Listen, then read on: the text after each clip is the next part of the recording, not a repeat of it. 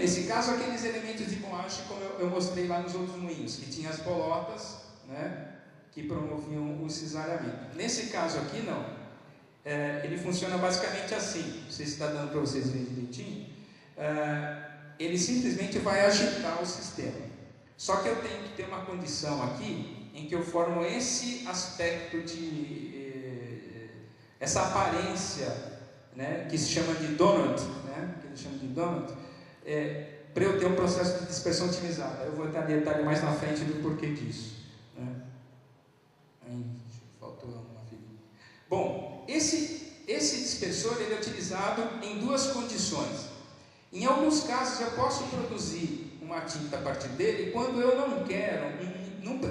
não preciso num nível de dispersão lá muito alto, eu não preciso quebrar minhas partículas num tamanho muito pequeno, né? Vamos dizer assim, as partículas geralmente a gente tem um nível em tinta, a gente tem uma maneira de medir essa dispersão que se chama um aparelho chamado Regman.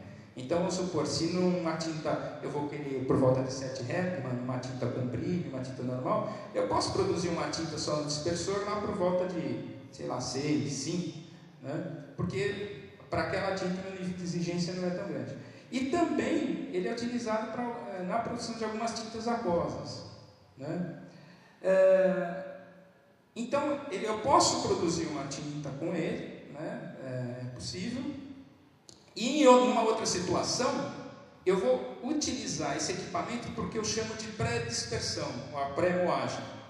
Os moinhos que nós vamos ver lá na frente, eles são muito eficientes, porém, se os meus aglomerados forem muito grandes, eles já têm uma certa dificuldade de atuar.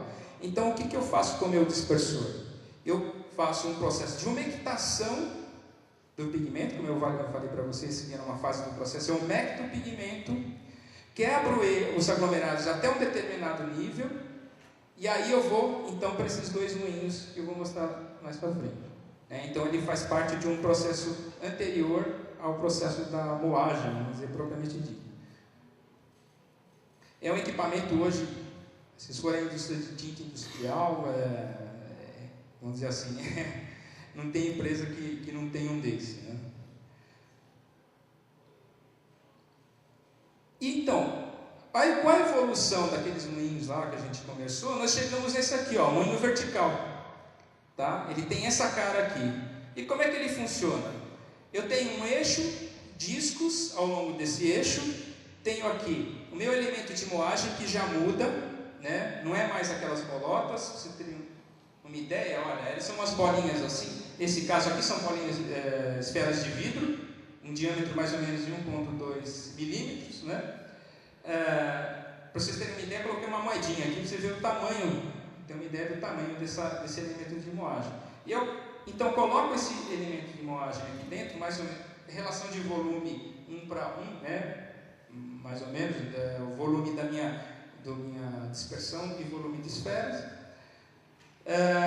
Isso aqui vai girar, então eu vou bombear a base de dispersão aqui, ele vai subir e vai sair aqui. E também, não é o choque entre as esferas que vai fazer com que o meu pigmento disperse, também tem, mas são forças de cisalhamento entre uma esfera e outra que fazem com que eu tenha a dispersão do pigmento. Então, a velocidade, vamos dizer assim, com que o fluido passando entre essas duas esferinhas em alta velocidade é que faz com que os pigmentos dispersem. Em princípio, intuitivamente, a gente pode achar que as esferinhas é que batem uma nas outras, mas não é. A literatura, se vocês forem ver, ela diz claramente, são forças de cisalhamento. Por quê? Porque olha aqui, ó, eu tenho pequenos vórtices que são formados entre cada disco, entre um disco e outro. Então esses vórtices formam um fluxo laminar, e aí então eu vou ter então a dispersão do pigmento. E a evolução então, continuando evoluindo em termos de equipamento, eu vou chegar então até um moinho horizontal, né?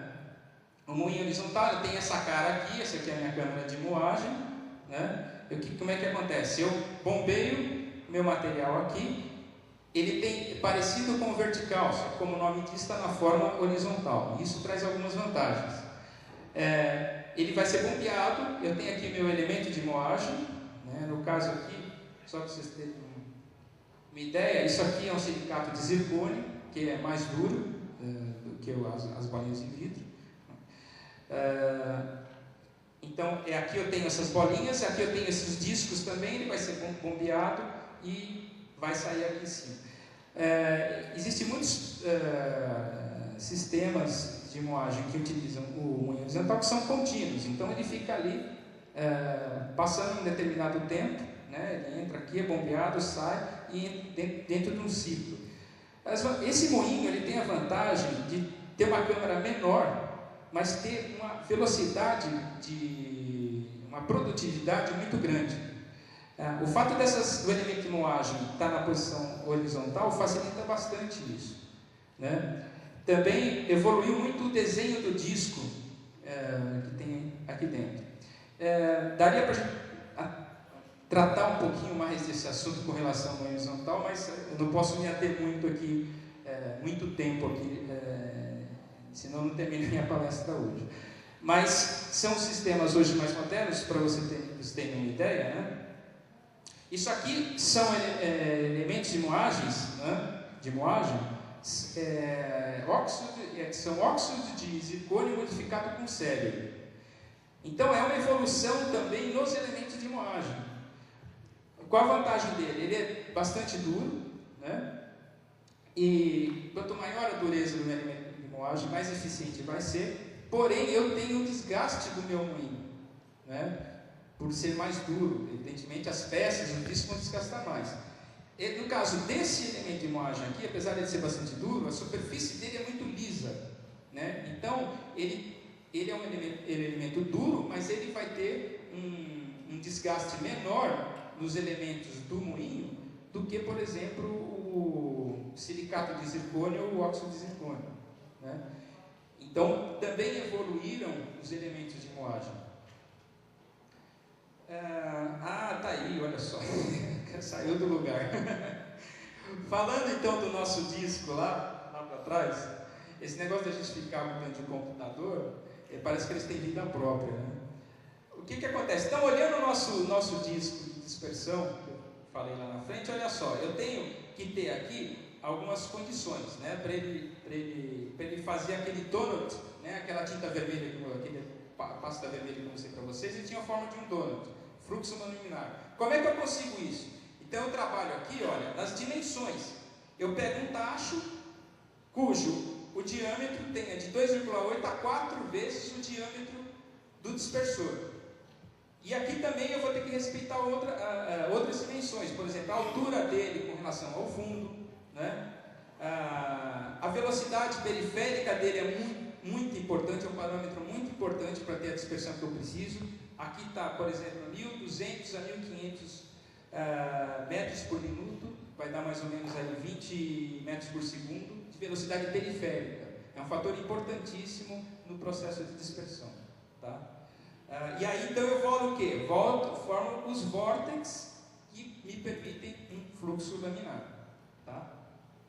Tá bom, então aprontou comigo.